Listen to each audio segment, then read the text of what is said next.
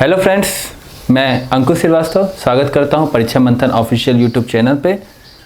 जैसा कि आप जानते हैं कि अर्थव्यवस्था की विगत क्लासेस में हमने बैंकों के बारे में पढ़ा, बैंकों के रिजर्व बैंक ऑफ इंडिया के बारे में, बैंकों के एवोल्यूशन के बारे में, रिजर्व बैंक ऑफ इंडिया के फंक्शन के बारे में। उसके बाद बैंकों की सुधार के लिए बनी हुई दो मुख्य समिति, नरसिम्हम 1 और नरसिंघम समिति 2, जिसके रिकमेंडेशन पे बैंकों का विलय और अधिग्रहण, मर्जर एंड एक्वेशन, इसके बारे में हमने विगत क्लासेज में स्टडी की। और साथ में रिजर्व बैंक ऑफ इंडिया की जो मुख्य लक्ष्य है महंगाई को कंट्रोल करना, उसके लिए जो reserve bank of India quantitative और क्वालिटेटिव टूल्स अपनाती है उसके बारे में जाना। साथ ही साथ हमने non performing asset NPA, ARC, इन सब के बारे में डिटेल में स्टडी की।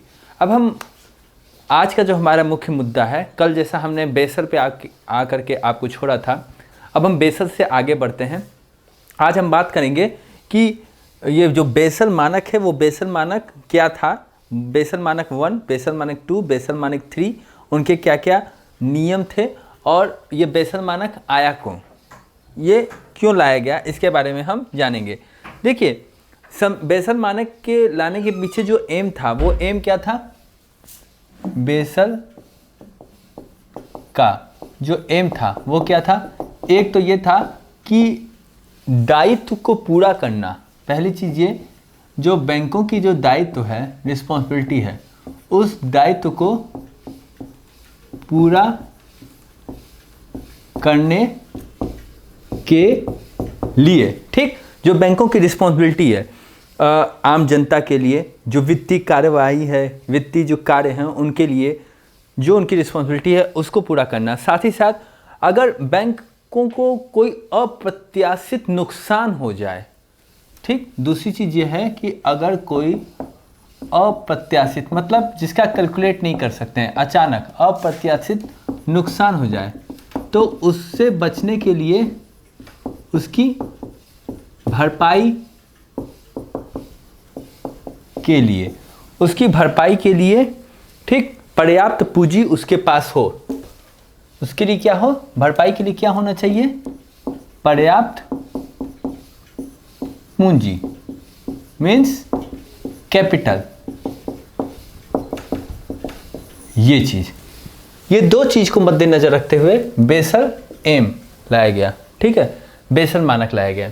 तो कुल मिलाकर के बेसल मानक क्या है, जो जोखिमपूर्ण संपत्तियां हैं, ठीक है, उनकी बात करता है। जो भी संपत्ति, मतलब ऋण अगर आप देते हैं तो ऋण देते हैं तो क्या करते हैं, एक तरह से संपत्ति क्रिएट करते हैं, ठीक, और वो संपत्ति ऋण अगर आपको न मिले, आपने किसी ऐसे बंदे को दे दिया जो कि उसको लौटाए ना, एक टाइम पीरियड पे आपको मिले ना, रिकवरी ना हो, फिर वो NPA में कन्वर्ट हो जाएगा। हमने उसकी प्रक्रिया बताई कि NPA में कैसे कन्वर्ट होता है ऋण, है ना। एक मतलब आपको जो टाइम डिसाइड है उससे 90 दिन तक हमने कहा कि भैया ऐसा करो कि 5 महीने बाद हमको दे देना। अब 5 महीने से 3 महीना प्लस 90 दिन और ऐड कर दीजिए, तो जो 8वें महीने से वो फिर लोन किस में, 8वां महीना प्लस 1, जो 8 महीने से दूसरा दिन शुरू होगा 8 महीना खत्म होने के बाद, ठीक, तुरंत पहले उसके बाद वो किस में कन्वर्ट हो जाएगा, NPA में कन्वर्ट हो जाएगा। मेरी बात को आप समझ रहे होंगे अगर आप पुरानी क्लासेस को देते आएंगे। लेकिन हमारे क्लासेस को जो भी देखिए आप सिलसिलेवार ढंग से देखते जाइए एक एक स्टेप्स को, तो फिर वो आपको टोटल चीज़ें क्या होंगी, वो क्लियर होंगी। तो जो बेसल मानक था वो बेसल मानक इसलिए लाया गया कि जो भी पर्याप्त पूंजी होनी चाहिए, कोई भी रिस्क हो, जोखिमपूर्ण संपत्ति हो, उसको हम मैनेज कर सकें। देखिए, जो बेसल मानक 1, 2, 3 लाया गया है, तो बेसल मानक जो 1 था उसमें सामान्य बातें की गई हैं, ठीक। दो बेसल मानक 1 जो है उसमें क्या किया गया, कुछ सामान्य बातें हैं और सामान्य नियम हैं। और बेसल मानक 2 जो था उसमें क्या है, उसमें 3 बफर के बारे में बात की गई है। और बेसल मानक 3,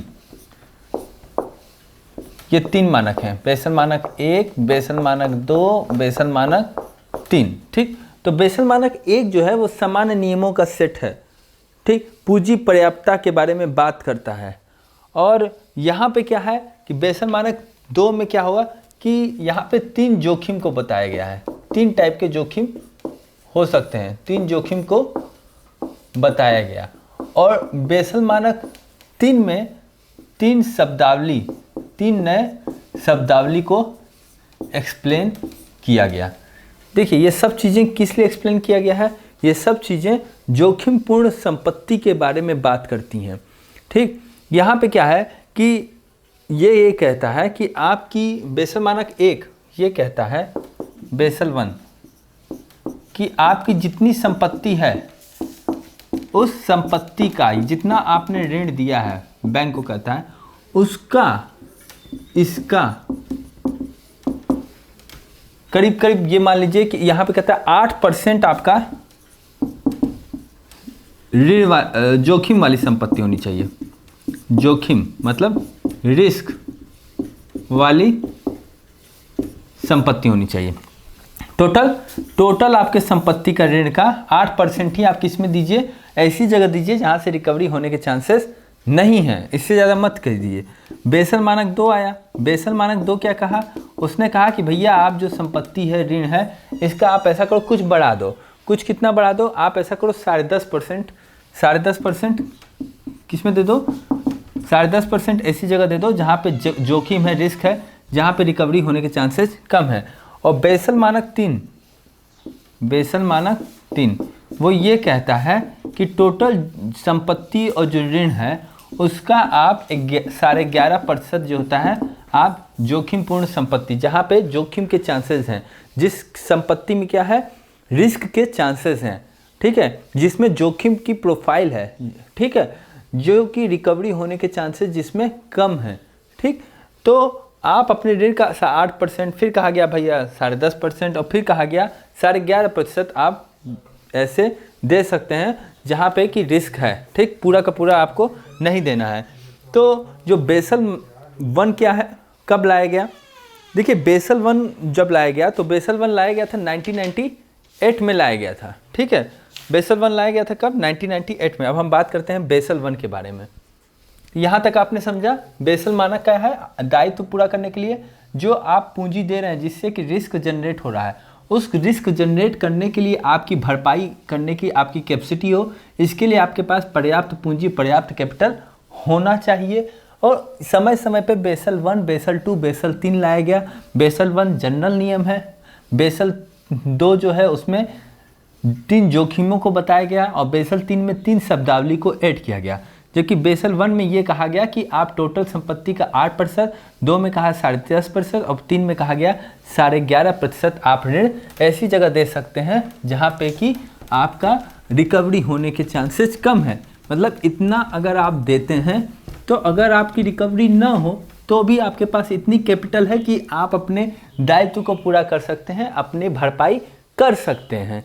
ठीक, तो बेसल 1 क्या है, बेसल 1 आया 1998 में और इसमें क्या, ये बेसल कैपिटल समझौता था, ये आया था बेसल 1 1998 में और ये इसे हम कहते हैं बेसल कैपिटल समझौता।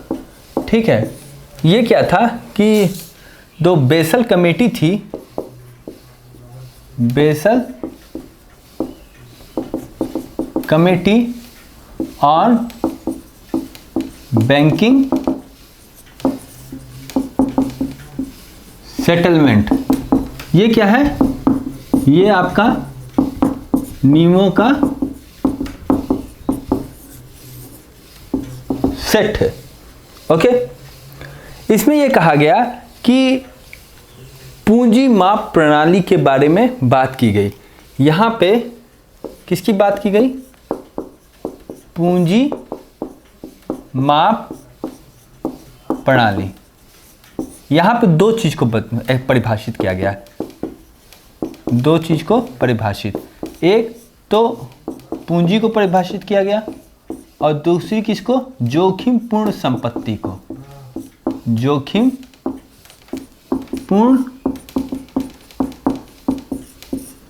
संपत्ति को। ये 2 चीज को परिभाषित किया गया, जोखिम भार संरचना को परिभाषित किया गया। यहाँ पे ये बताया गया जो आपका टोटल पूंजी है, ठीक, उसका आप 8% ही जोखिमपूर्ण संपत्ति में रूप में रूपांतरित कर सकते हैं। मतलब जो न्यूनतम पूंजी जो आवश्यकता है, न्यूनतम पूंजी आवश्यकता वो कितनी है? वो है टोटल जोखिम भारित संपत्ति के 8% पे। टोटल जोखिम, इंग्लिश में लिख दे रहे हैं रिस्क भारित वेटेड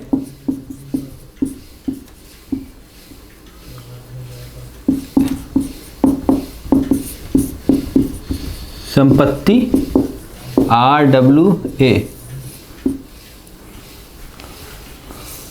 टोटल जोखिम भारित संपत्ति के 8% पर तय किया गया, ठीक है। और इसको 1999 में अपना लिया गया। 1999 में इंडिया में अपनाया गया, ठीक। ये भाई हमारे फ़ायदे के लिए था कि भैया इतना पूंजी आपकी आवश्यकता है, इतनी कैपिटल होनी चाहिए कि अगर जोखिम भारित संपत्ति का 8% है, टोटल जो रिस्क वेट एसेट है, रिस्क वेटेड एसेट अगर 8% है तो इतनी पूंजी आपके पास होनी चाहिए और इतना ही आपको देना है, समझ रहे? मतलब आपको इतना ही 8% ही ऋण ऐसा देना है जिसमें कि जोखिम के चांसेस हों, ठीक।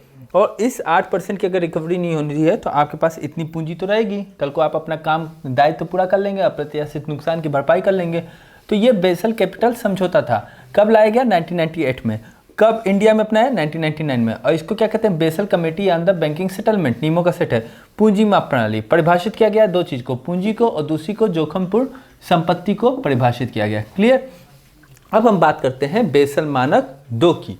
बेसल मानक 2 क्या है? ये कब लाया गया? तो बेसल मानक 2 जो है वो लाया गया 2004 में। और जो ब्यूरो ऑफ जो बैंक बेसल कमेटी है, basal committee on the banking settlement, उसने दिशा निर्देश दिया और 3 मापदंड डिसाइड किए कि आपके पास जो जोखिम भारित संपत्ति है वो क्या होनी चाहिए? 8% नहीं, यहाँ पे कर दिया गया 10.5% के लिए कह दिया गया, ठीक। यहाँ पे 3 टाइप के जोखिम की बात की गई थी, ठीक। यहाँ पे हम आपको एक्सप्लेन करते हैं कि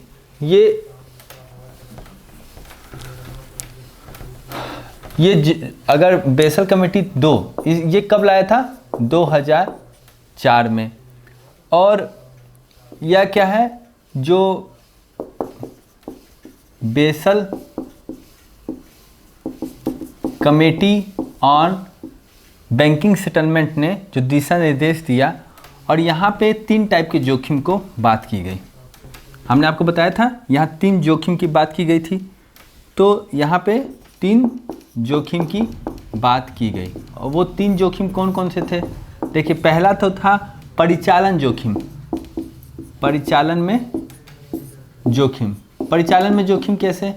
जैसे कि बैंकिंग का ऑपरेशन हो रहा है, तो जो बैंक का जो ऑपरेशन होता है उसमें क्या होता है, कभी कभी लगता है कि बैंक में आग लग गई, कहीं आप सुनते होंगे कि उनके कंप्यूटर सिस्टम में प्रॉब्लम आ गई, तो उससे भी एक जोखिम है कि बैंक में अगर आग लग गई या फिर वहाँ पे कंप्यूटर सिस्टम में प्रॉब्लम आ गई, ठीक, तो उससे भी एक रिस्क रहता है। एक तो ये रिस्क हो गया एक परिचालन में।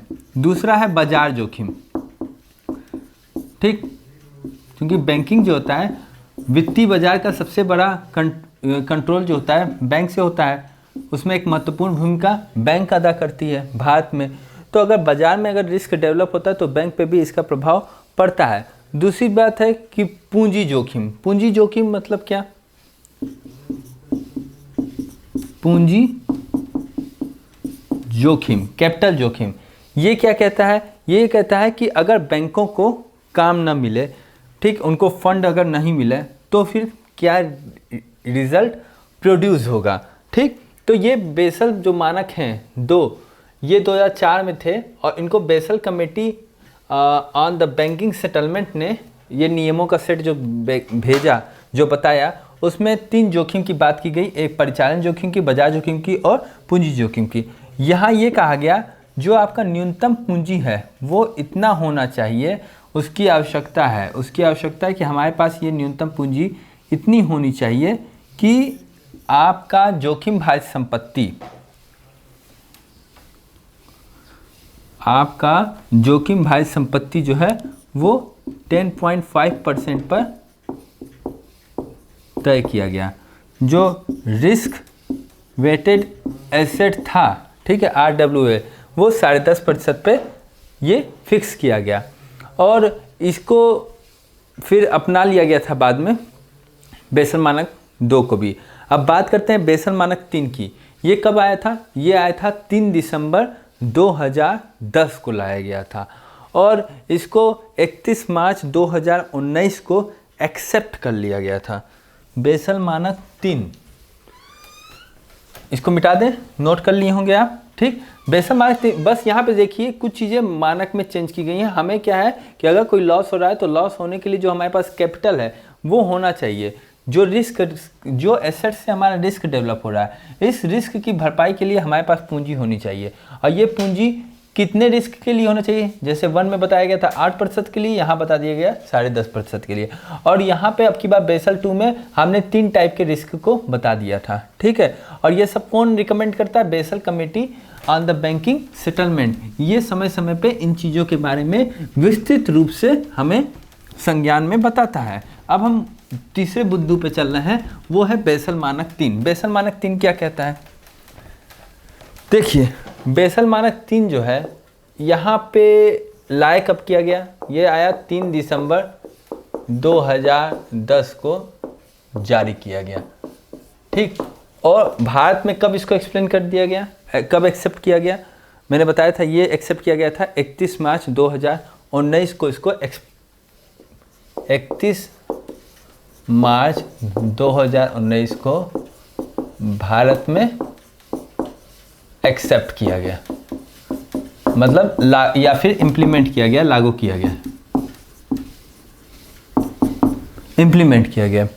ये एक तीसरा चरण है और ये बैंकिंग क्षेत्र में जोखिम के प्रबंधन से जुड़ा हुआ है। यहाँ भी बैंकिंग, ये मुख्यतः किससे जुड़ा हुआ है? सभी मानक किससे जुड़े हैं? बैंकिंग क्षेत्र में जोखिम प्रबंधन से, ठीक, ओके। अब यहां पे क्या था कि यहां पे कुछ चीजें बताई गई, जैसे मैंने आपको बताया था कि यहां पे इसमें अब की बार क्या बताया गया? इसमें अब की बार 3 शब्दावली बताई गई। वो 3 शब्दावली कौन कौन सी थी? जैसे एक चीज बताई गई कि पूंजी की बेहतर गुणवत्ता हो, ठीक, पूंजी की बेहतर गुणवत्ता हो। मतलब क्या? पूंजी की बेहतर गुणवत्ता से मतलब कि जो नुकसान हो रहा है उसकी भरपाई होने के चांसेस ज़्यादा हों, ठीक है। तो यहाँ 3 शब्दावली पे बात करेंगे हम, 3 शब्दावली की। पहली शब्दावली क्या है? पूंजी की बेहतर गुणवत्ता मीन्स आपका जो नुकसान हो रहा है उस नुकसान की भरपाई का चांस ज़्यादा हो, ठीक, उसकी उच्च क्षमता हो, सॉरी या ये वर्ड ज़्यादा अच्छा नहीं लगेगा, चांस नहीं, यहाँ पे भरपाई की उच्च क्षमता, ठीक, यहाँ तक दिख रहा होगा, ठीक। अब दूसरी बात यहाँ पे आई है कि बैंक जो होता है वो तनाव की अवधि में जब स्ट्रेस फील कर रहे हो, तनाव की अवधि को सहन करने के लिए ज़्यादा मजबूत हो सकें, ठीक। ये कहा गया कि बैंक जो हैं वो तनाव की अवधि में, ठीक, ज़्यादा मजबूत बन करके उभर सकें, ज़्यादा मजबूत रूप से उसको झेल सकें, ऐसी इनकी पूंजी की क्वालिटी होनी चाहिए। यहाँ बात की गई है कैपिटल के क्वालिटी की, कैपिटल के क्वालिटी की, कि आपकी कैपिटल की क्वालिटी इतनी बेटर हो कि कभी अगर बैंक पे स्ट्रेस भी पड़े तो वो बैंक इजीली वहाँ से सॉल्व आउट कर रहे। उसके बाद बात करते हैं पूंजी संरक्षण बफर की। पूंजी संरक्षण बफर इंग्लिश में से क्या कहेंगे? Capital conservation buffer. दूसरा शब्द है पूंजी संरक्षण buffer, that is capital conservation buffer. ये क्या कहता है? ये कहता है कि आपके पास 2.5% पूंजी संरक्षित बफर के रूप में होनी चाहिए। ठीक है, तो ये बेसल थर्ड की प्रमुख विशेषता थी कि आपके पास टोटल, ये कहा कि आपके पास टोटल 2.5% जो पूंजी है वो आपके संरक्षण बफर के रूप में होनी चाहिए।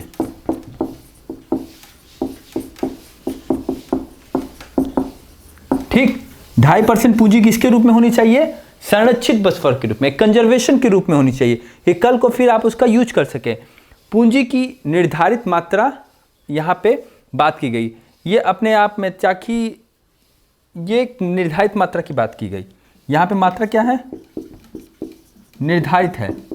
तो इस निर्धारित मात्रा से क्या होगा कि जब कभी भी बैंक में अगर तनाव हुआ, कोई आर्थिक तनाव हुआ बैंक में, या फिर कोई बाजार की स्थिति क्या हो, नुकसान हुआ, तो उसकी भरपाई कर सकें। साथ में अगर कोई नुकसान हुआ तो इस दोनों की भरपाई करने के लिए क्या होनी चाहिए? बफर स्टॉक समझते हैं ना, जैसे फूड में होता है, तो उसके लिए एक बफर रूप में, एक कंजर्वेशन में कुछ कैपिटल होने चाहिए। तो ये सेकंड बात की गई पूंजी संरक्षण बफर के लिए। तो बेसल थर्ड जो मानक है वो आपका क्या है? बेसल थर्ड मानक कब लाया गया? क्वेश्चन, तो 3 दिसंबर 2010 को। भारत में कब एक्सेप्ट किया गया? 31 मार्च 2019 को। बैंकिंग क्षेत्र में हमें क्या करना है? जोखिम के प्रबंधन करना है। जोखिम भैया कैसे होगा? भैया कोई स्ट्रेस अगर डेवलप हो गया, कोई नुकसान हो गया, तो उसकी भरपाई हो सके। तो उसके लिए क्या होना चाहिए? पहला कहा भैया आपके पास जो पूंजी है वो बेहतर क्वालिटी होनी चाहिए, पहली बात। दूसरी बात, जो पूंजी है उसमें से कुछ पैसा इकट्ठा करके रख लो संरक्षण बफर के लिए, कि कल को आपको फिर यूज हो जाएगा। फिर तीसरी बात कहिए कि पूंजी की एक निर्धारित मात्रा होनी चाहिए, काहे कि कल को अगर आपको ज़रूरत पड़े तो आप इसको फिर यूज कर सकें। तो ये कुछ बातें थी जो बेसल थर्ड में कही गई थी।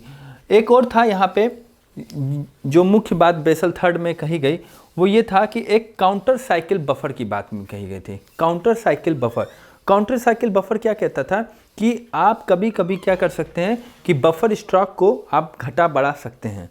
ठीक है, तीसरी बात जो यहाँ पे कही गई वो क्या कही गई? काउंटर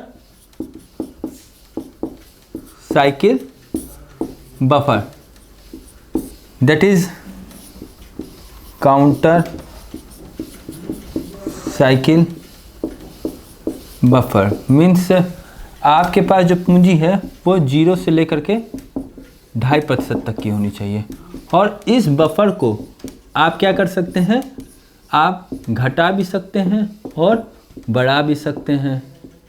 ठीक, डिक्रीज कर सकते हैं या फिर इंक्रीज कर सकते हैं एज पर योर रिक्वायरमेंट। ठीक, परिस्थिति के अनुसार। जैसे ज़्यादा बफर का यूज करेंगे तो बैंकिंग गतिविधि पे क्या होता है? नुकसान होता है, बैंकिंग गतिविधि धीमा हो जाती है। तो आप इसको क्या कर सकते हैं, और ये कैसे करेंगे? परिस्थिति के अनुसार। परिस्थिति, जैसी परिस्थिति रहेगी वैसा आप कार्य करेंगे। तो इस हिसाब से आपको समझ में आया बेसल मानक 1, 2, 3। बेसल मानक 1 क्या कहता है? एक समान नियमों का सेट है। वो कहता है भैया आपके पास जितनी पूंजी है उसका 8% रख लो। ये कहते बेसल मानक 2 क्या कहता है? आपके पास जितनी है उसके पास 10.5% रख लो।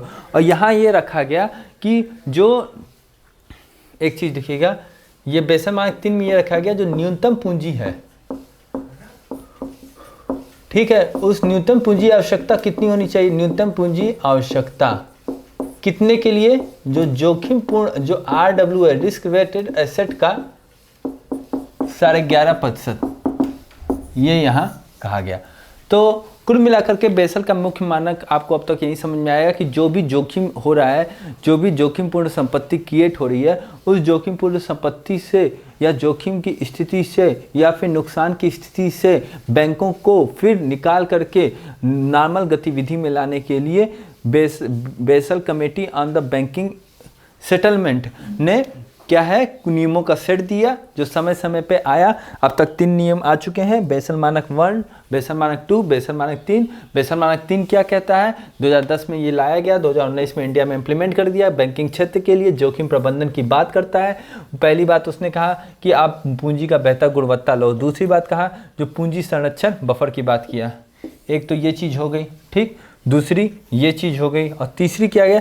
Counter cycle buffer. Counter cycle buffer means आप इसको कंटिन्यू 0 to 2.5% के बीच में रेंज करो, घटा सकते हो, बढ़ा सकते हो, जैसे आपकी परिस्थिति हो, पर अब ज़्यादा यूज बफर का ना करो। ये क्योंकि इससे क्या होता है? इससे ये होता है कि जो बैंकिंग की गतिविधि होती है वो धीमी हो जाती है, स्लो हो जाती है, ठीक।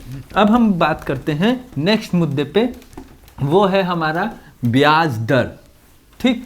जैसा कि आप जानते होंगे कि रिजर्व बैंक ऑफ इंडिया ने इंटरेस्ट रेट को अब बैंकों को फ्री हैंड दे दिया है कि भाई आप अपने हिसाब से इंटरेस्ट रेट को काउंट करो, जैसा चाहे वैसे। मतलब कि फिक्स्ड डिपॉजिट या फिर सेविंग अकाउंट या फिर करेंट अकाउंट पे आपको जो इंटरेस्ट देना है उसको देने के लिए आप पूर्णतः स्वतंत्र हो, ठीक, ये उन्होंने कहा है। अच्छा, एक चीज़ और, ये सभी जो बेसल नाम है, ये सभी बेसल नाम को अगर फॉलो कर लिया जाए तो क्या होगा कि इनका लाभ का, मैंने बफर की बात की कि अगर ये बेसल नाम को, ये बोर्ड काफ़ी ठीक से साफ नहीं हो पा रहा, देखिए, अगर आप बेसल नाम को अगर फॉलो कर लेंगे, बेसल नाम को हमने पालन किया, तो इसका रिजल्ट क्या होगा? रिजल्ट क्या होगा? इसका रिजल्ट ये होगा कि बैंक को, ठीक है, अपने लाभ का काफी हिस्सा बफर के रूप में रखना पड़ेगा, बफर के रूप में रखना होगा, ठीक है, ठीक। तो इससे क्या होगा कि बैंक अपना निगेटिव, तो अगर बैंक अपने लाभ का काफ़ी हिस्सा बफर के रूप में रख दिए तो बैंकों को नुकसान होगा। नुकसान क्या होगा?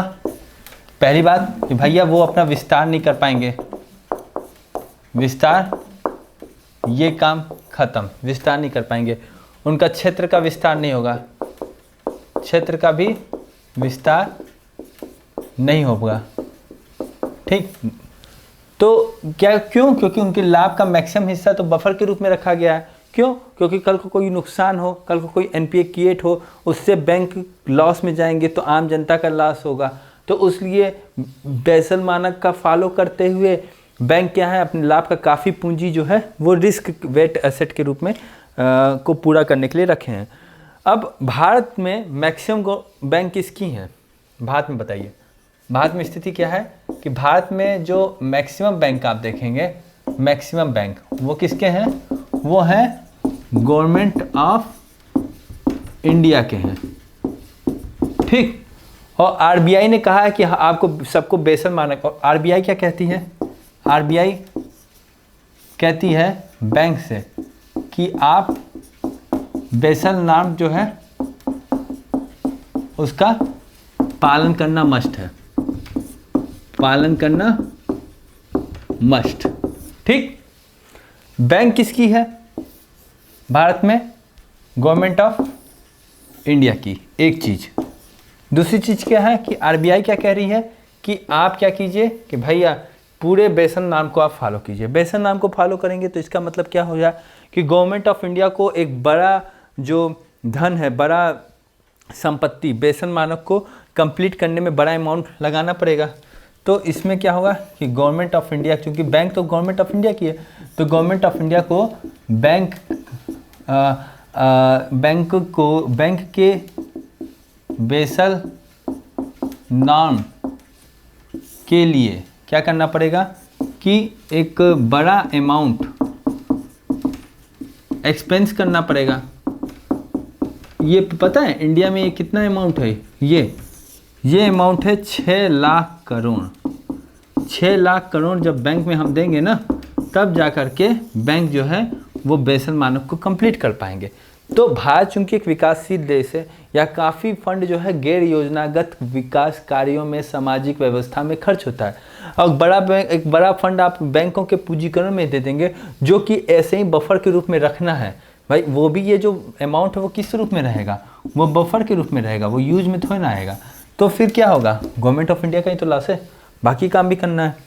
तो फिर क्या है, अरुण जेटली साहब जब थे फाइनेंस मिनिस्टर, तो उन्होंने कहा कि बैंक जो है वो ज़्यादा से ज़्यादा लाभ कमाए, और उस लाभ में से ही अपनी काफ़ी पूंजी को आप बैंक के नाम को पूरा करने में, बेसल के नाम को पूरा करने में यूज करें। कैपिटल एडिक्वेसी रेशियो के रूप में अपना लाभ संभाल के रखें। तो इसमें क्या हुआ कि जो फाइनेंस मिनिस्टर थे, फाइनेंस मिनिस्टर उस टाइम श्री अरुण जेटली जी, उन्होंने यही कहा कि आप ऐसा कीजिए कि जो बैंक हैं वो अपना जो लाभ है उस लाभ को कमाएं, और जो लाभ जो कमाते हैं इसी लाभ को वो एक्सपेंस करें, किसमें? बेसल मानक को कंप्लीट करने में, बेसल नाम को कंप्लीट करने में, ठीक। और CAR कैपिटल एडिक्वेसी रेशियो के रूप में लाभ को संभाल के रखें। ये हम आपको बताएंगे CAR क्या है, ठीक। तो विलय और अधिग्रहण, इन्हीं सभी चीज़ों के मद्देनज़र बेसल मानक को कंप्लीट करने के लिए ही हमने क्या किया है कि वर्तमान में आप देख रहे होंगे कि बैंकों का क्या हो रहा है, मर्जर हो रहा है, विलय हो रहा है, और उनका क्या हो रहा है, अधिग्रहण हो रहा है। इन्हीं सब मानक को कंप्लीट करने के मद्देनज़र रखते हुए, ठीक। इससे क्या होगा? इससे क्या होगा कि बैंकों की संपत्ति बढ़ेगी, और दूसरी चीज़ क्या होगी कि भविष्य में क्या हो जाएगा कि रिस्क के चांसेस कम हो जाएंगे। तो ये चीज़ें डेवलप की गई। तो इस हिसाब से अब तक आपको समझ में आया होगा कि बेसल नाम है उसको पालन करना है। पालन करना मतलब लाभ का मैक्सिमम हिस्सा बफर के रूप में रखना है। चूँकि इंडिया में बैंक क्या है, गवर्नमेंट ऑफ इंडिया के हैं, तो गवर्नमेंट ऑफ इंडिया में RBI कह रहा है, अपना सेंट्रल बैंक कह रहा है कि बेसल नाम आप फॉलो करिए। तो गवर्नमेंट ऑफ इंडिया को क्या करना पड़ेगा? बैंक के बेसल नाम को फॉलो करने के लिए बड़ा अमाउंट, कभी 6 लाख करोड़ लगाना पड़ेगा बफर के रूप में। फाइनेंस मिनिस्टर साहब ने कहा भैया आप लाभ कमाओ, और जो कैपिटल एडिक्वेसी रेशियो के रूप में, CAR के रूप में आप अपना मैक्सिमम जो है बफर के रूप में रखो। और इसीलिए बैंकों का विलय और अधिग्रहण किया गया कि बैंकों की संपत्ति बढ़ेगी, बैंक मजबूत होंगे और इस तरह का कार्य कर पाएंगे, ठीक है। यहाँ तक आपकी बात हो गई बेसल नाम और बेसल नाम को फॉलो करने की। अब हम बात करेंगे ब्याज दर की, ठीक। यहाँ तक आपको क्लियर हो गया। टोटल हमने बेसल के बारे में डिटेल बता दिया कि बेसल है क्या, बेसल मानक 1, 2, 3 क्या है, बेसल मानक 1, 2, 3 के बाद बेसल नाम को फॉलो करना है तो उसके लिए क्या स्ट्रेटजी लाई गई गवर्नमेंट ऑफ इंडिया के द्वारा, और विलय और अधिग्रहण की जो आज स्थिति उत्पन्न हुई है, जैसे कि ओरिएंटल बैंक है वो पंजाब नेशनल बैंक में, oriental bank of commerce Punjab national bank में मर्ज हो गया है।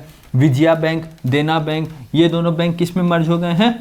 ये दोनों बैंक मर्ज हो गए हैं बैंक ऑफ बड़ौदा में।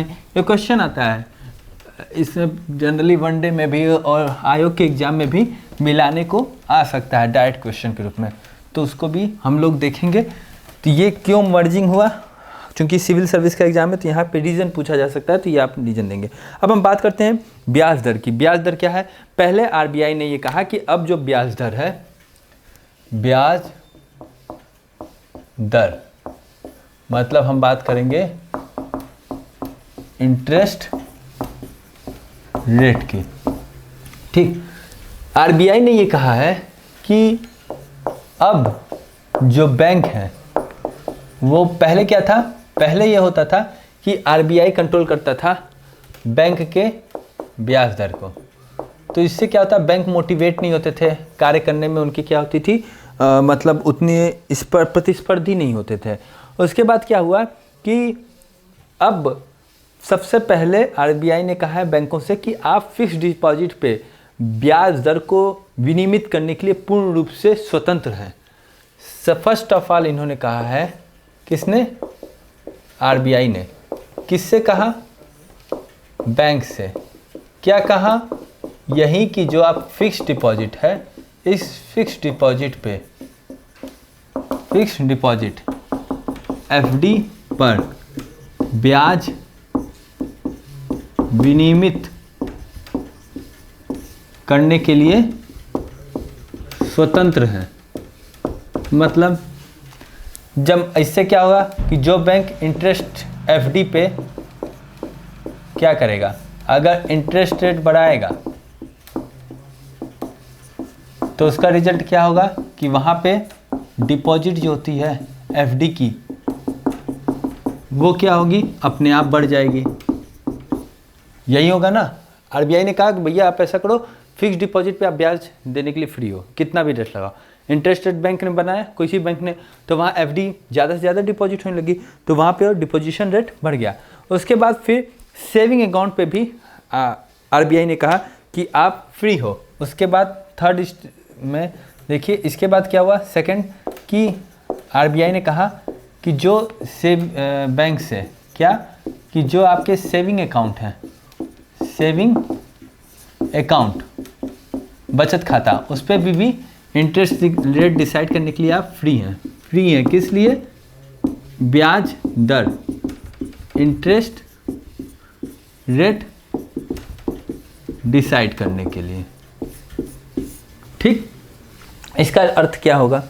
इसका अर्थ ये था, परंतु 1 लाख से जो छोटे लिमिट के, 1 लाख से कम लिमिट के जो सेविंग अकाउंट थे, उन पे जो इंटरेस्ट रेट है उसमें आरबीआई ही डिसाइड करती है। बट ध्यान दीजिएगा, 1 लाख से कम के जो सेविंग अकाउंट हैं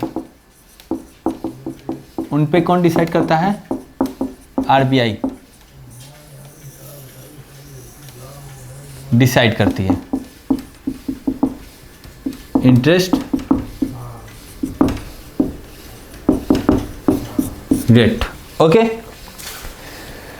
देखिए अब एक बात आती है benchmark prime lending rate. Benchmark prime lending rate क्या होती है? मैं आपको एक चीज, क्वेश्चन पूछा जाता है, bench mark prime lending rate, या फिर आप इसे ये भी कह सकते हैं प्राइम लेंडिंग रेट। ये क्या है? ये है कि बैंक क्या करती है कि जो अपने सबसे अच्छे ग्राहक होते हैं उनको एक न्यूनतम ब्याज दर तय करती है। ठीक, यहाँ पे ये होता है कि जो बैंक होती है वो अपने जो सबसे अच्छे ग्राहक होते हैं उनको क्या करती है, उनको कि भैया ये तो मेरा बहुत अच्छा ग्राहक। अच्छा ग्राहक का मतलब ये नहीं कि उनका रिलेटिव, अच्छा ग्राहक मतलब वो आराम से ऋण ले और उसकी लौटा दे, ठीक है, उसकी भरपाई कर दे, तो उसको कहा, उसको हम बहुत कम ब्याज दर पे उसको इंटरेस्ट कम लगाएंगे, न्यूनतम ब्याज दर। क्यों? क्योंकि भैया रिस्क नहीं है। ठीक, और ये न्यूनतम ब्याज दर ही हम यूज करते थे एज ए बेंचमार्क के रूप में इंटरेस्ट रेट डिसाइड करने में। तो इसी को हम क्या करते थे, दैट इज़, ये जो न्यूनतम ब्याज दर है that is called as the prime lending rate. इसी को बेंचमार्क प्राइम लेंडिंग रेट कहा जाता था। ठीक, इसके बाद एक बात आती है कि सन 2010 में एक बात आई जिसको कहा गया बेस रेट की। बेस रेट कह सकते हैं या फिर उसे और कह सकते हैं बेस लेंडिंग रेट भी कहा जा सकता है। सन 2010 में एक बात आती है, उसमें कहा जाता है बेस रेट की, या फिर आप क्या सकते हैं बेस रेट के अलावा और क्या कहा जा सकता है, क्योंकि यहाँ पे इसको बेसल लेंडिंग रेट भी कहा जा सकता है।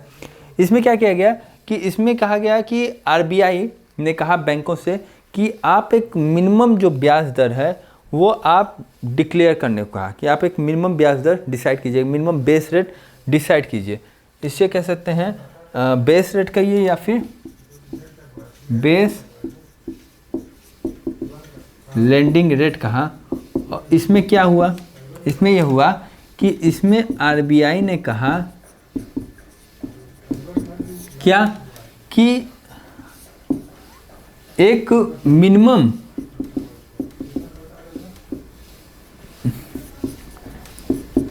इंटरेस्ट रेट डिसाइड कीजिए। एक मिनिमम इंटरेस्ट रेट डिसाइड कीजिए, ये आरबीआई ने कहा और सन 2010 में कहा। और इसी को क्या कहते हैं, बेस रेट या फिर बेस लेंडिंग रेट कहा। बट 2016 में अप्रैल में एक वर्ड आया जिसे कहते हैं MCLR। MCLR क्या है, marginal cast of fund, MCLR marginal cast of fund based lending rate. ठीक, ये सब मिटा दें तब आपको फिर MCLR के बारे में बताएं। तो आप ये समझे होंगे कि आरबीआई बैंक को कंट्रोल कर रही थी तो इंटरेस्ट रेट डिसाइड करने के लिए, तो बैंक मोटिवेट नहीं हो पा रहे थे, उनकी कार्य के निष्पादन की दक्षता में कमी हो रही थी। तो आरबीआई ने कहा कि भाई आप पहले फिक्स डिपॉजिट पे आप ब्याज डिसाइड करो, फ्री जितना कर सकते हो। बैंकों में प्रतिस्पर्धा बढ़ी, जिनके इंटरेस्ट रेट बढ़े वहाँ ज़्यादा से ज़्यादा डिपोजिशन हुआ। उसके बाद आरबीआई ने सेविंग रेट पे भी, सेविंग अकाउंट पे भी यही काम किया। बट 1 लाख से कम अमाउंट का जो सेविंग अकाउंट था उसमें आरबीआई ने कहा कि नहीं भाई अब ऐसा कीजिए, आप उस पर हम डिसाइड करेंगे। ठीक, बेंचमार्क प्राइम लेंडिंग रेट या फिर प्राइम लेंडिंग रेट क्या होती है, बैंक जो अपने अच्छे ग्राहक को न्यूनतम ब्याज दर पे जो किस्त दे रहा था, ऋण दे रहा था, उसे बेंचमार्क प्राइम लेंडिंग रेट कहा जाता है। बेस रेट या बेसल लेंडिंग रेट कहा जाता है। मतलब ये 2010 में आरबीआई ने कहा कि आप एक मिनिमम न्यूनतम इंटरेस्ट रेट, न्यूनतम ब्याज दर आप डिसाइड करो। ऐसे नहीं होगा, ठीक, एक न्यूनतम इतना तो होना ही चाहिए। इसको डिक्लेयर करने के लिए कहा, उसे बेसल रेट कहा, बेसिक बात कही गई है। ठीक, अब हम बात करते हैं MCLR का। देखिए यहाँ जो जितनी चीज़ें आपको बताई जा रही है ये सब है बहुत टिपिकल चीज़ें, बुक में मिलेगा। यहाँ सिंप्लीफाइड करके एक एक चीज़ों को तोड़ करके बताया जा रहा है, का प्रयास किया जा रहा है। जो MCLR क्या है, MCLR क्या करता है, बात करेंगे हम MCLR का। क्या ये, इसको कहते हैं marginal cast of funding, marginal cast of fund based lending rate, marginal cast of fund based lending rate, ये कहा गया। ये क्या है, ये कुछ 4 चीज़ों पे डिपेंड करता है। MCLR जो है वो कितने पे, ये 4 चीज़ पर डिपेंड करता है। चीज़ नहीं कहते, 4 तथ्यों पे, 4 फैक्ट टॉपिक पे, पॉइंट पे डिपेंड करता है, बेस्ट करता है। पहला क्या होता है, ऋण अवधि। ऋण अवधि, अगर जितना कम टाइम होगा तुरंत पैसा आ जाएगा। तो 4th पॉइंट पे, तो इसमें फर्स्ट क्या है, ऋण अवधि।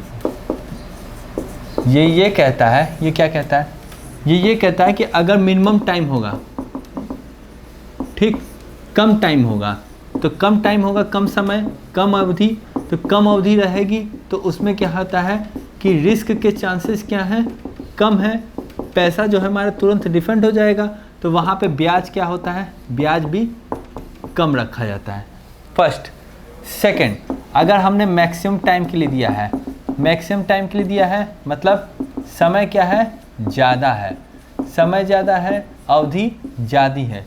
जब अवधि ज़्यादा रहेगी तो उसमें क्या होगा, रिस्क जो होगी वो क्या होगा, रिस्क भी ज़्यादा रहेगा। जब रिस्क ज़्यादा होगा तो ब्याज क्या करेंगे, जायज़ है कि ब्याज दर को हम बढ़ा ले जाएंगे।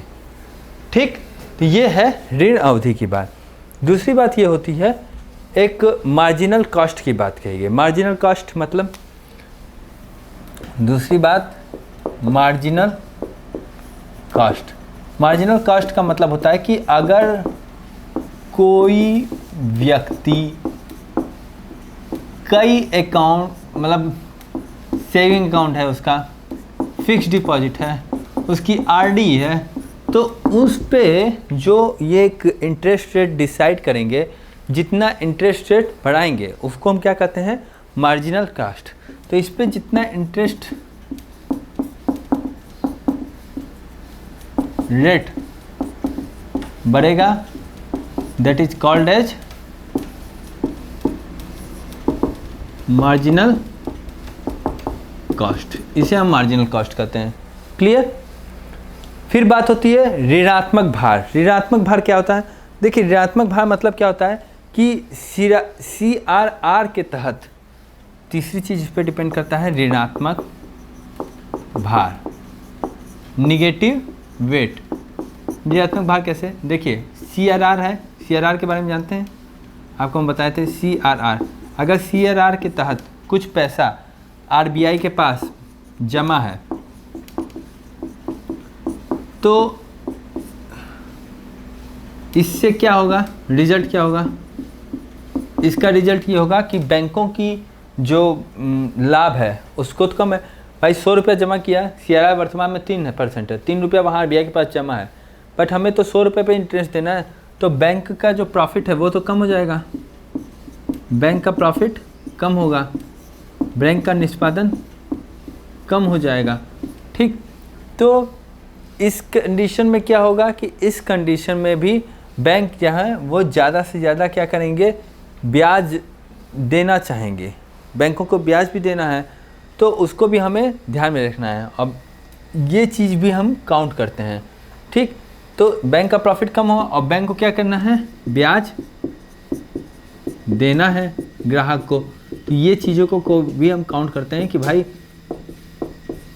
इतना इंटरेस्ट रेट रहे कि बैंक को प्रॉफिट भी हो जाए और ज़्यादा से ज़्यादा वो अपने जो सेविंग अकाउंट में जो लोग धन जमा किए हैं उस पर वो इंटरेस्ट भी दे सके, तो ये MCLR में काउंट किया जाता है।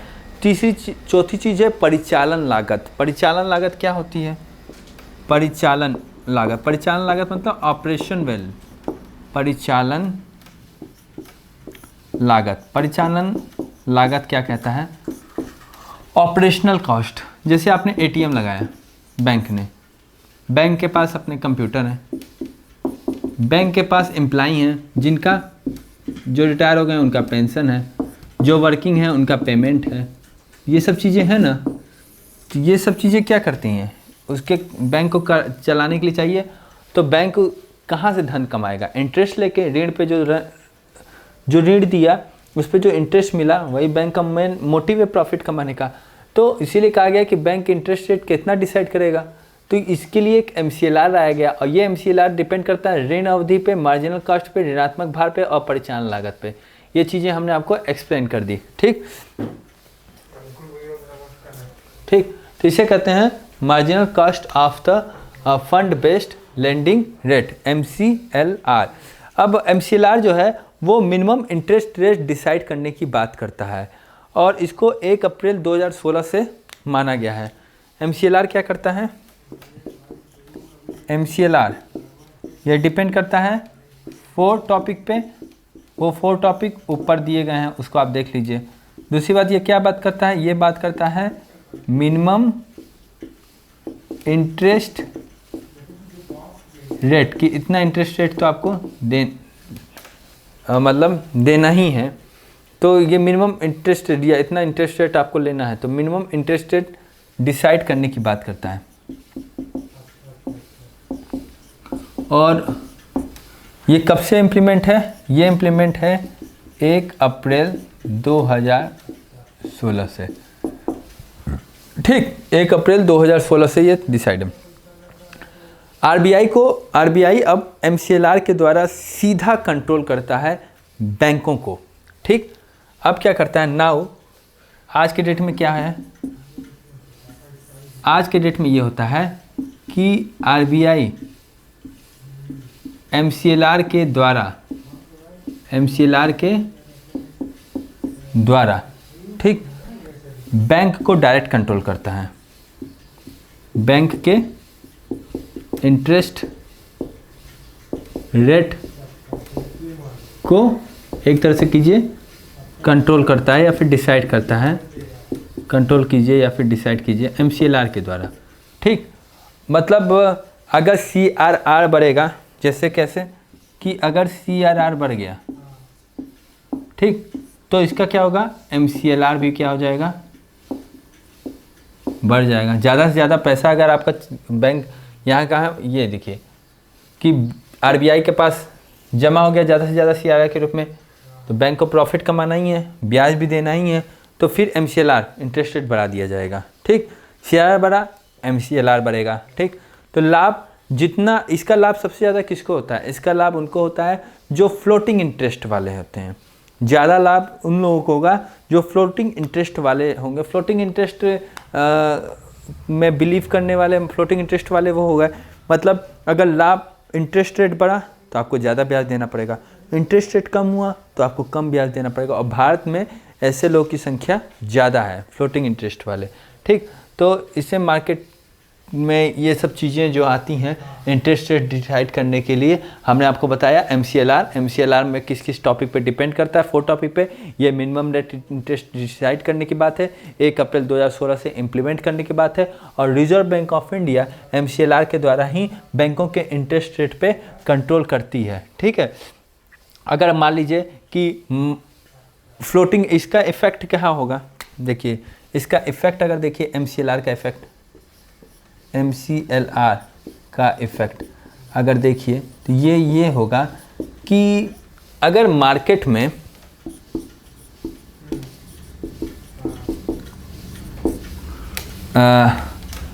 इंटरेस्ट रेट कम हो जाएगा, ठीक, बाजार में क्या हुआ कि इंटरेस्ट रेट डाउन हुआ, तो हमें भी क्या होगा, कम। अगर मार्केट में इफ इंटरेस्ट रेट डिक्रीज करेगा तो मुझे क्या होगा, मुझे भी क्या करना पड़ेगा, कम इंटरेस्ट रेट देना पड़ेगा। और अगर इंटरेस्ट रेट इंक्रीज हुआ तो मुझे भी क्या करना पड़ेगा,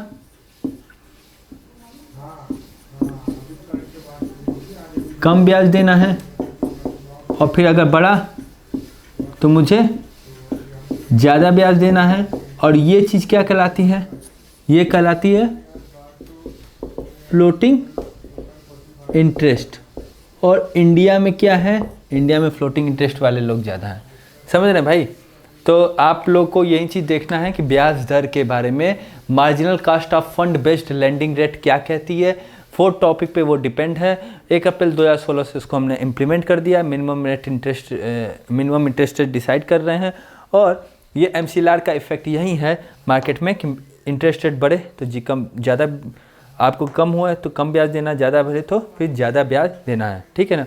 अब देखिए किसी भी एक चीज़ होती है कि अगर किसी का वर्तमान बहुत अच्छा है तो उसका अतीत भी काफ़ी अच्छा माना जाता है।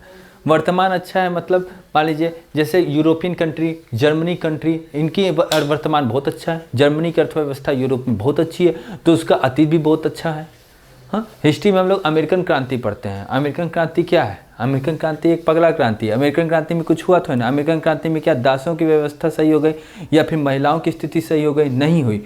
अमेरिकन क्रांति में ऐसा कुछ नहीं हुआ। जर्मनी का एकीकरण, अरे जर्मनी का एकीकरण क्या पढ़ रहे हैं, जर्मनी के एकीकरण में जर्मनी की भाषा से में, कल्चर से में उनका एकीकरण कर दिए। अगर एकीकरण करना है तो भारत का एकीकरण पढ़िए, बिस्मार्क का एकीकरण पढ़ते हैं, सरदार वल्लभ भाई पटेल का कार्य पढ़िए तो वहाँ एकीकरण पढ़िए। ठीक है, तो उसको आप देखें कि इतनी डाइवर्सिटी है भाषा में, कल्चर में, हर चीज़ में, और उसको फिर एक यूनिफाइड किया जा रहा है।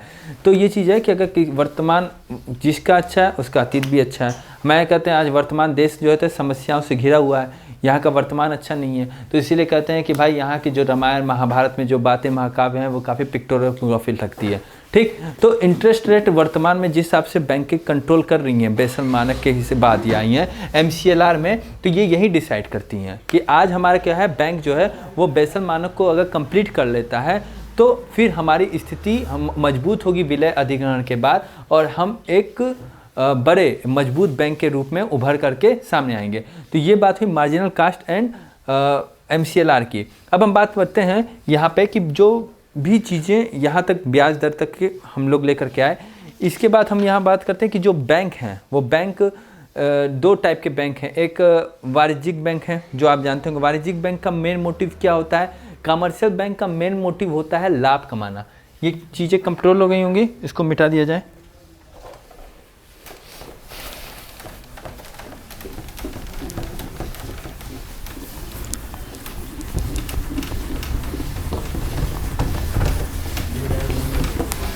देखिए, दो वाणिज्यिक बैंक का जो मेन वर्क क्या है, एक होते कमर्शियल बैंक,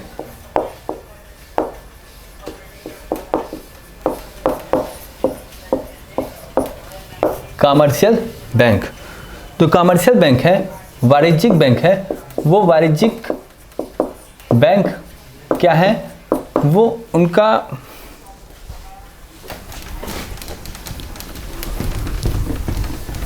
उन वाणिज्यिक बैंक का जो मेन मोटिव क्या है, एक तो ये आरबीआई के कंट्रोल में होती हैं, आरबीआई के कंट्रोल में होती हैं, ठीक।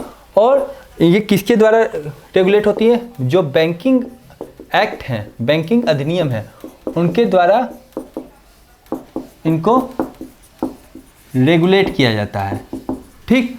और इनका जो मोटिव होता है, वो मोटिव क्या है, इनका मोटिव होता है मैक्सिमम प्रॉफिट।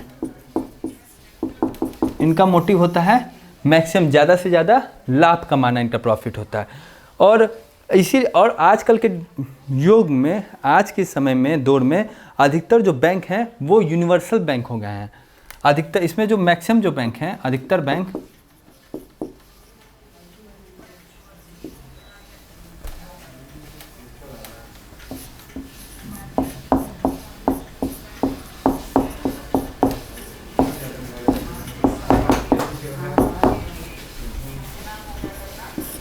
अधिकतर जो इसमें बैंक हैं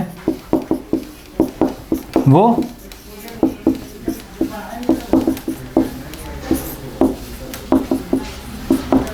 यूनिवर्सल बैंक हैं वर्तमान में, ठीक।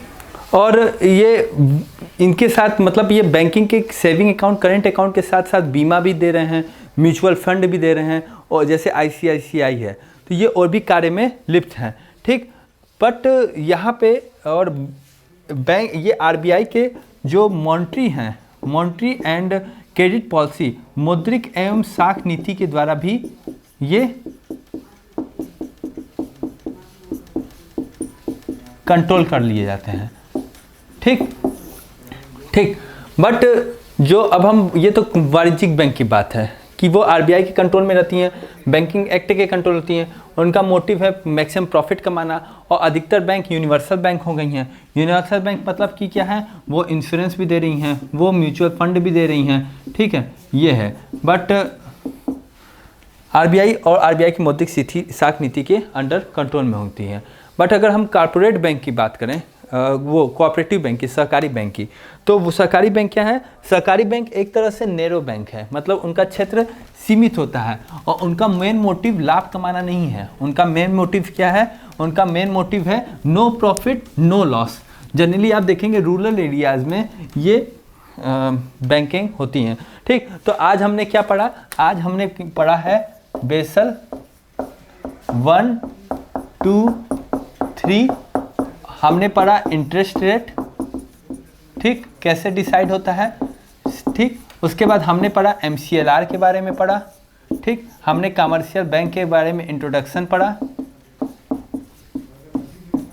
और हमने रिस्क वेट एसेट जाना, ठीक है। अच्छा, एक जोखिमपूर्ण संपत्ति क्या है, इसके बारे में हम आपको बता दे रहे हैं। देखिए, वो संपत्ति जिनमें कि रिस्क का परसेंटेज का आकलन होता है, रिस्क के परसेंटेज का आकलन हो, ठीक। मतलब वो संपत्ति या फिर वो ऋण जिसमें कि आप रिस्क परसेंटेज का रिस्क प्रोफाइल भी उसमें काउंट हो, तो ऐसी संपत्ति को हम क्या कहते हैं, ऐसी संपत्ति को हम जोखिमपूर्ण संपत्ति कहते हैं, ठीक है।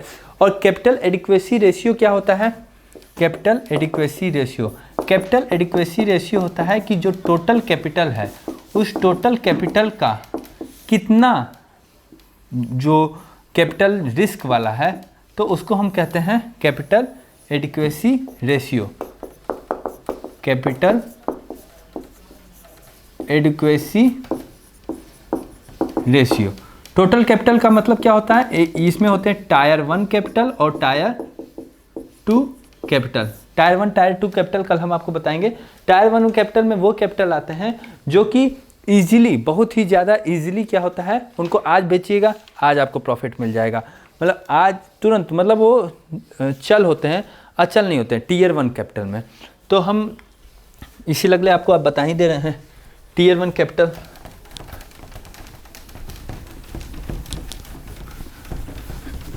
टीयर 1 कैपिटल क्या हुआ, जो कि सामान्य शेयर होते हैं। टीयर 1 की संपत्ति वो होती है जो कि सामान्य शेयर होते हैं, या फिर जो क्या होते हैं, प्रेफरेंशियल के शेयर होते हैं। प्रेफरेंशियल शेयर होते हैं, मतलब अगर इनको आज बेचेंगे, ठीक, चाहे वो शेयर हो चाहे वो संपत्ति हो, ठीक, चाहे फिर वो मतलब अगर आप ये सोचिए कि पूंजी हो, ठीक है, तो उनको अगर आज से बेचेंगे तो आज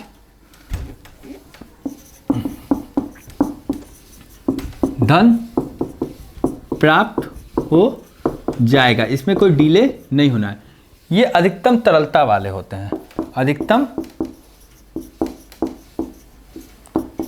तरलता वाली संपत्ति होती है।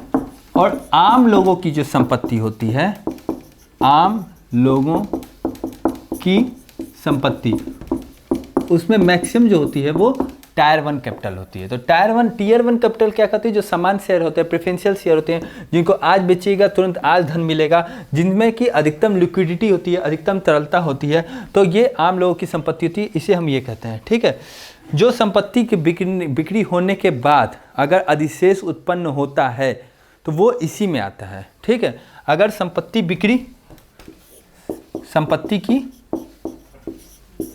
बिक्री हुई और संपत्ति के बिक्री होने के बाद जो अधिशेष मिचा, वो अधिशेष किस में जाएगा, वो अधिशेष जाएगा टीयर 1 संपत्ति में जाएगा, ठीक है। परंतु और मतलब इसे हम आसानी से बेच भी सकते हैं, ऐसा नहीं कि इसमें कोई दिक्कत है, ये कोई, क्योंकि ये क्या है, मैंने क्या कहा, ये तरल है, तो इसे आप आसानी से बेचा जा सकता है, ठीक है। तो ये टीयर 1 है। टीयर 2 संपत्ति क्या होती है, टीयर 2 संपत्ति वो होती है जो कि हाइब्रिड ऋण वाली होती है, ठीक, जो दीर्घकालिक होती है, दीर्घकालिक असुरक्षित ऋण वाली होती हैं, ऋण पूंजी साधन होती हैं। तो टीयर 2 में ये एक हाइब्रिड ऋण उपकरण,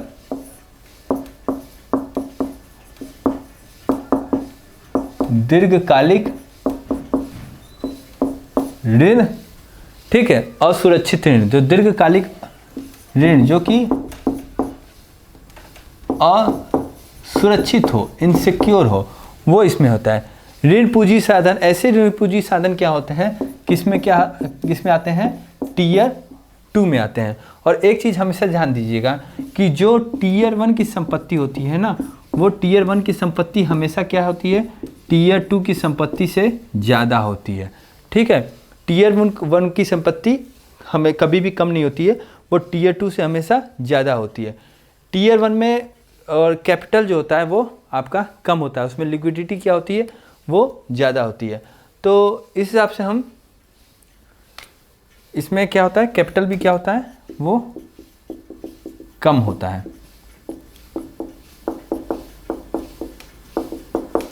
ठीक। व्यक्तिगत ऋण किस में आएगा, व्यक्तिगत ऋण क्या आता है, एक जोखिमपूर्ण संपत्ति में आता है, ठीक। तो इस हिसाब से हमने जाना टीयर 1 संपत्ति, टीयर 2 संपत्ति क्या है, टीयर 2 संपत्ति हाइब्रिड ऋण उपकरण होते हैं, दीर्घकालिक ऋण है, जो लॉन्ग टर्म में है तो उनके रिकवरी के चांसेस कम है, तो असुरक्षित हो सकते हैं। टीयर 1 क्या है, समान शेयर है, प्रेफरेंशियल शेयर है, आज बेचिएगा आज तुरंत धन आएगा, तो मतलब इसमें तरलता बहुत ज़्यादा है और ये आम लोगों की संपत्ति है। संपत्ति की बिक्री से जो अधिशेष बचेगा वो आप टीयर 1 में ले जाइए और इसको आसानी से बेचा जा सकता है, ठीक है। धन्यवाद। आज के लिए हम इतना ही। अब कल नेक्स्ट क्लासेस में हम आपको ग्रामीण बैंक, सहकारी बैंक और पेमेंट बैंकों के डिफरेंट टाइप्स हम आपको बताएंगे। नाबार्ड के बारे में बताएंगे, IDBI, ICICI और अन्य बैंकों के बारे में विस्तृत चर्चा करेंगे। धन्यवाद।